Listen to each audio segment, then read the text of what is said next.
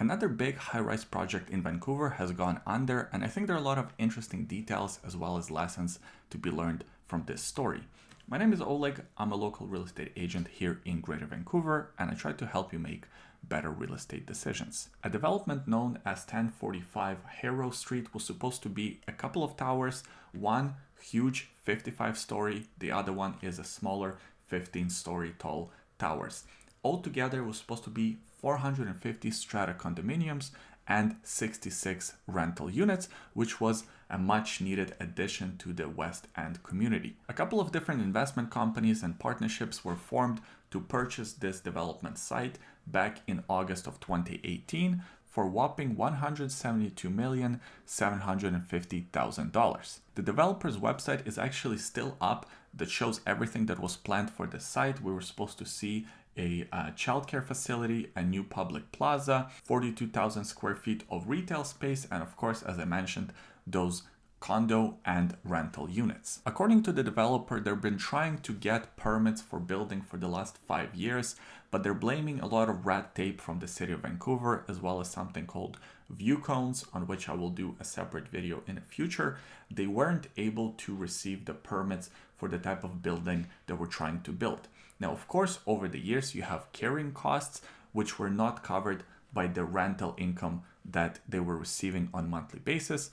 It's important to note that currently on this site, there are live buildings that were built in 1980s that are currently occupied by different tenants. So there is a low-rise commercial building as well as a 7-story high apartment building. The income generated by renting out the commercial spaces as well as residential spaces is around $172,000 per month. However, their carrying costs, in other words, their interest and maintenance on the buildings, is around $620,000 per month. That's including current high interest rates. So clearly they're underwater. They're losing almost $500,000 per month. In the summer of last year, they stopped making the interest payments to BMO. BMO applied for receivership and now they took over this project. The next steps will be to sell off this site. A couple of important details that came up from the story behind this whole project that I found fascinating. Number one, over the years, they actually tried to sell this development site, but they couldn't get the type of offers they were expecting. They were getting offers between 85 and 100 million. I think the most serious offer was about $95 million, but it was a little bit too low for them because they paid $172 million for that project just a couple of years earlier. Now, of course, the property values have dropped. The lending from big financial institutions has tightened, so it's not as easy to receive money. And of course, you have high interest rates and higher development costs, which keeps on driving up the price of building these projected new towers. Now that BMO has this property in a receivership, essentially another form of foreclosure, they're going to try to sell this property. And according to a lot of experts, it's not even worth that $93 or $95 million that they were receiving in terms of offers a few years ago. Now they're likely to get even less money for this development site, which really hurts because BMO has about $95 million that is owed to them. And there is a high chance that they will not even receive that amount, which kind of shows you the crazy times that we live in, where this development site lost almost $100 million in value in just the last 5 years. I think this story is a perfect example of a few different things happening. Number one, undeniably some incompetence from people behind this project, the investors and the development company. They should have probably projected that there's going to be a lot of red tape and that the construction costs might be higher than what they projected. They should have probably taken all of that into account. It's a little bit of bad timing, but it's also a lot of incompetence because these view cones have existed for many years. It's not a brand new restriction, so I don't know what they were expecting trying to build this 55-story high tower if they knew that it probably cannot be built on this parcel of land. The other thing that the story highlights on the other side is all the red tape that currently exists trying to build a new project.